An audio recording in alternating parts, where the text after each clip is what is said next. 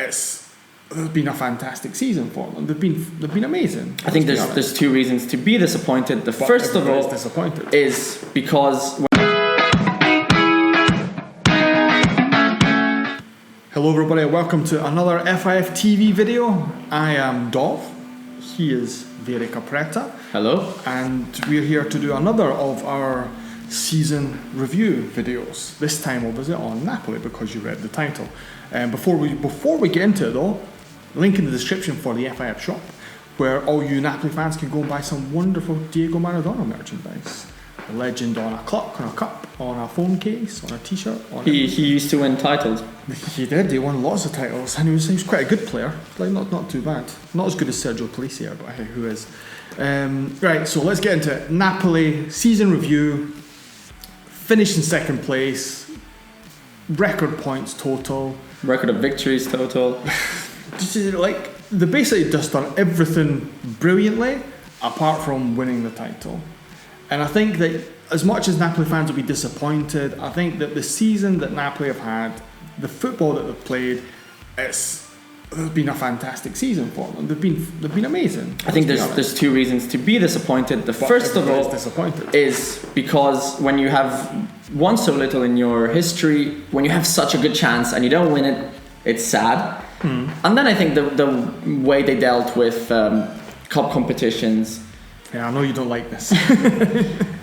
Because they could and should have stayed in them as much as possible instead of willingly going out to concentrate on the Scudetto and then not win it. Exactly. So anyway, so in hindsight, it's very easy to say this. It's disappointing, but I think there's certainly positives to take from it. A lot of positives for me. Key players, the big one, Kalidou Koulibaly, K2, the mountain. Big Kalidou. He's amazing. He's amazing. He's such a complete defender. Yeah. Great player. He's got everything. He's fast. He's strong. He's gigantic. Great at passing as well. Yeah, great passer, goal scorer, fundamental in a few victories for Napoli this season, and really a kind of player that they go to. Another one who I've always been a fan of this guy. I love him. I think he's great. Yeah, but his Alan.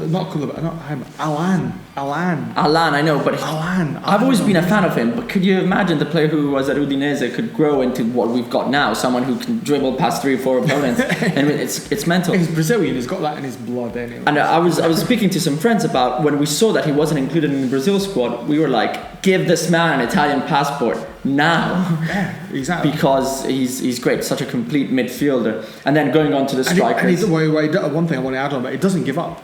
No. Against the Fiorentina game, when Napoli went down to 10 men, at halftime he was destroyed because he was trying to do basically all the work. Everything on his own. Yeah. He's so good. And then strikers haven't been the best, but probably the key one and the guy that's most consistent. Yeah, Insigne. Yeah. So I think he's been key. And some fantastic goals and key goals as well for Napoli. So I think those 3 players have probably been the guys to look to. Now, the coach. There's a lot that can be said about Maurizio Sarri. He made an average group of players, I think overall, do so well. Essentially become a title-winning side. So his work's been I think average is a bit unreal. Not average. Well, none of them's won anything in the past, so right. It's not. Leave a comment, people. I think maybe average squad is a bit better. All right, definitely average. Squad is like after you get past the first 11, you're struggling. But exactly, so that brings us on to rotation. Probably could have rotated a bit more at some points. I think everybody said that. The De Laurentiis has said that. I think every newspaper's written about it. The fans have been crying out for it. Absolutely. For whatever reason, he doesn't trust the players. It's clear. I mean, we don't even have to talk too much about it because it's been such a clear thing. He's done it, and the mentality as well. Because I think yes, the players didn't go onto the pitch with the right mentality, say against Fiorentina, for example. But he should look after the psychology of the players. He's the coach. That's one of his jobs, and he didn't do that too well. Do you think that was a bit of an experience on his part? Because obviously this is his first big job. For sure. Before. I mean, it's a learning curve as well for him. Yeah, I mean everybody talks about him being a fantastic coach, and he is a fantastic coach with his methods and how he plays football as well. But then a lot of people need to remember that this guy is only really kind of been a top flight coach for 4 years. I mean, that's not long. No, absolutely. So we all agree on that. I think he'll obviously look to improve himself in the future as well, but I think you're right. Rotation and mentality are the two big things for me that killed Napoli's Scudetto challenge.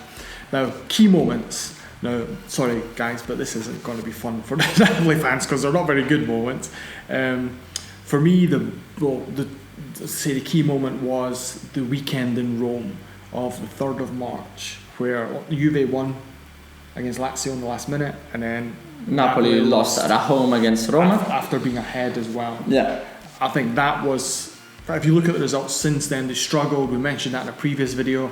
That was the key moment for me. But then being beaten by Fiorentina. Obviously, that's when they bottled it completely and lost the title. Yeah, but that was when they lost the title. And I think the win at Juve was a key moment as well, because that kind of revitalised them a little bit. But then what you mentioned before is just Juve winning. Yeah, Juve winning, that game against Lazio, Juve winning against Genoa, Juve winning against Roma in the final minute, Juve winning obviously against Inter. Yeah, that was all these things added together makes it very difficult. You're like, these guys never die, what can I do? Yeah, what can they do? Because I think in any other season they would have won the Scudetto, pretty much. Yeah, pretty much. So it just so happens they've come up against a great Juve team that they can. Now, the future. What does the future hold for Napoli? Obviously, the big speculation is over Maurizio Sarri. Is he going to stay? Is he going to go? If he goes, what does that mean for the squad? So obviously the coach will be key. I think if they do change, they need a more flexible coach, not just in terms of rotation, but also in terms of playing with different systems, playing different styles of football, like kind of building on what Sarri did. So, because if the players don't change too much, he'll still have that kind of background, and then add onto it. So Ancelotti would be fantastic, I think, for now. Yeah, apparently the coaches there's agreements with Ancelotti, with Giampaolo at Sampdoria. I think Unai Emery's another one. There's a few coaches, which I think is a bit unsettling for what Sarri's done this season, and I think he's done fantastically well. He's got obviously shortcomings, but you don't just go, you screwed up, see you later. And then I think the other key thing will be to improve the squad. And that's the squad, not just the first of the squad needs improved. Like the depth and everything. But in one word, future has to be Scudetto. I think when you come second, your next step has to be to win it. Win it. And they were so close now, so it's not like they need try again at least. A big revamp. They're 5 points? 6 I know, points? and it's like that's a couple of wins. Let me reiterate this. Establish themselves in Europe as well. Don't go there to be knocked out. Go and win the Champions League. Do that in Napoli. That would be hilarious if you do that. Squad improvements and sort out the coaching situation, and then we'll see what happens from there.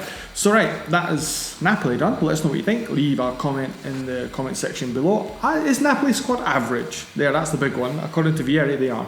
And obviously, follow us on social media and all that stuff. All the links are in the description. Please click on them because we like that. And until the next video, there's nothing left for me to say apart from arrivederci. Ciao, ciao.